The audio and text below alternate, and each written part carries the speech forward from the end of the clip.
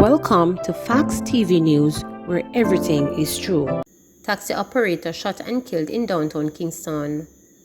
The police are investigating the fatal shooting of a taxi operator along East Queen Street, Kingston, Thursday afternoon. The taxi operator, whose name has not been released, was driving along Windward Road when he was shot by unknown assailants about 3:45 p.m. He attempted to drive away but crashed along East Queen Street. It is not known whether any passengers were inside the vehicle at the time of the shooting. The taxi operator plied the Windward Road to downtown Kingston route. He is the second taxi operator to be killed in that section of Kingston in less than a week. 2 men gunned down in Clarendon. The police in Clarendon are yet to establish a motive for the killing of 2 men in a gun attack on Wednesday night in Butner. Those killed were 20-year-old Javoy Pusey of Buck Heights and 25-year-old Tony J. Hogan, alias Blue Steel, of Gulf District in the parish. The attack happened about 7:05 along Melvin Jones Boulevard. It is reported that Pusey and Hogan were among persons standing along the roadway when a car drove up. Gunmen then exited the car and opened fire, hitting both men. The attackers then fled. The police were summoned and the injured men were transported to hospital, where they were pronounced dead. Counsel of the Maypen North Division, Tanelli Williams, is appealing to residents to remain calm and allow the police to investigate the incident. JTA President calls for improved relationship between the ministry and the association. Newly installed President of the Jamaica Teachers Association, JTA, Sonny Harrison, has called for a better relationship between the ministry and the association. Speaking at the JTA's 58th annual conference, Mrs. Harrison said that JTA has not been invited to several major functions, such as consultations held regarding the recent grooming policy.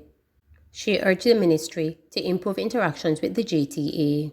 Minister, these are some little mosquito-like practices that affects us as members. The message received from SAME is not a positive one.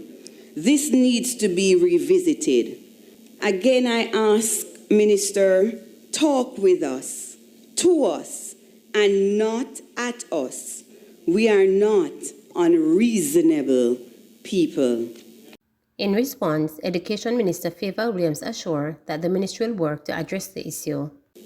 And Madam President, I heard the many instances in which you felt we did not extend professional courtesies. And I can say to you, going forward, at your next annual general meeting, you will not have that problem.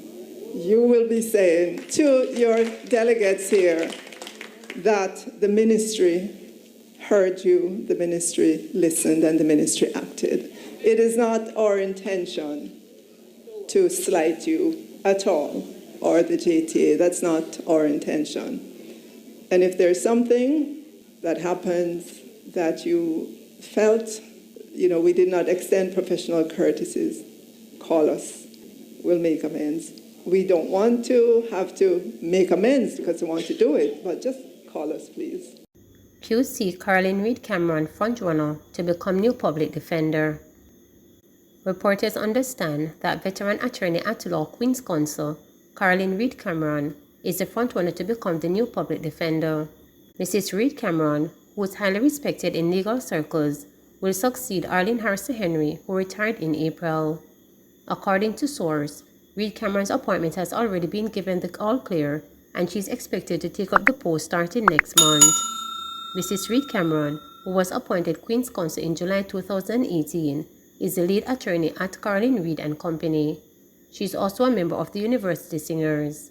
Attorney at law Hubert Mackenzie, the Deputy Public Defender, has been acting as public defender since Mrs. Harrison Henry retired.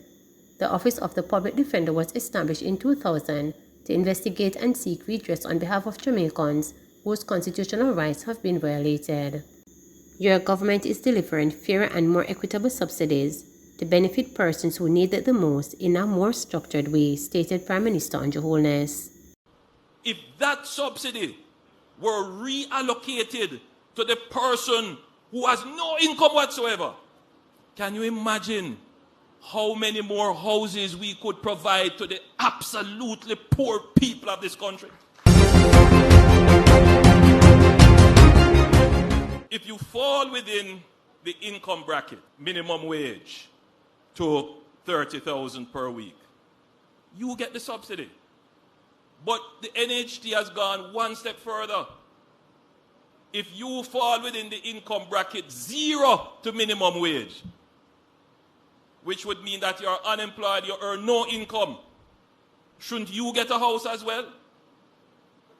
Should it be the case that you live in 2-piece ply, catch up with 2x4 and some zinc? Should that be the case? Is that the moral standard of the society? No.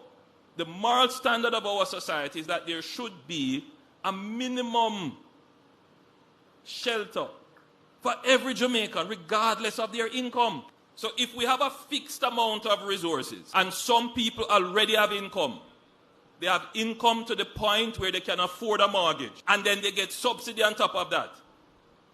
If that subsidy were reallocated to the person who has no income whatsoever, can you imagine how many more houses we could provide to the absolutely poor people of this country? So as we are building these units here, these 31 units, we have taken out 3 of those units. And those units will be given to truly deserving persons who are living in the worst of the worst conditions in Jamaica under what is called now the new social housing program. So the way in which we are doing it, the NHT isn't only just building now for contributors. That is its main goal and its main focus. That is the law, and that is what the NHT will continue to do. But the NHT has a broader mandate of building communities. And communities have to be diverse. Communities have to be healthy in both how people live in them and in the environment. And so the NHT also has a mandate to support the development of diversity and healthy lifestyles and environmental health as well. I went to Parliament in my budget debate and I explained it. And in that explanation, I also pointed out that what we are going to do is going to be more equitable and much more advantageous to the disabled community. Number one, the previous policy was that if you are disabled or you're taking care of a disabled person, you could get a grant to upgrade your house so that the facility could accommodate a disabled person. And that grant was for $150,000.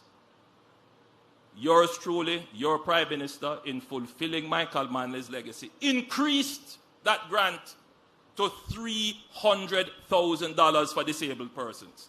Increased it. And if you are disabled and there are 2 persons in your household, or you are taking care of 2 disabled persons, that grant can be doubled. So you could get $600,000. Now, isn't that a better application of the subsidy, more direct to the people who need it? Remember, you get a 1% reduction in your interest rate. That might work out to not even maybe a few $100s. But we went one step further, and we have said that for the houses that we're going to be building going forward, we're going to make sure that if someone who is disabled applies for the house and gets the house, we will retrofit the house up front. So in every scheme that we're going to be building going forward, there will be provision for retrofitted, purpose-built houses to accommodate persons with disability. And that can be very expensive, But that is more targeted. Now, the disabled community, listening to the narrative, not paying attention or having knowledge of the facts, would say, no, don't take away the policy. But you would be interested to know that only 12 disabled persons have actually benefited from the reduction of 1% in interest rates. Only 12. So what are we talking about? Why this unfortunate battle for narratives? We are at an inflection point in Jamaica. An inflection point. A point where the society is going to do very well. We're going to take off. And there are a lot of people who are nervous about it. They are not sure what will happen with this inflection. They are seeing growth. They are seeing employment.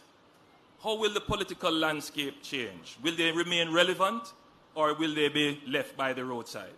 And so there is quite a bit of false narratives, ridiculous narratives being placed out there, trying to maintain their supporter base or trying to gain new supporter base. But Jamaica is changing regardless of what we are doing. People are changing their way of thought. My job as your Prime Minister, my job is to make sure that government policy is efficient, it is equitable, and it is effective, and that it serves the people who need it the most. My job is to build partnerships with every sector of the society. The poor who are not working, the poor working class, as you pointed out, Angela, the small business, the large business, the micro business, the medium business. We have to build a partnership. And that is what I'm appealing for, a partnership. If we work together, government is transparent, government acts in an integrous way, we can make Jamaica the place of choice for all of us. Please remember to subscribe, like, share, and click the notification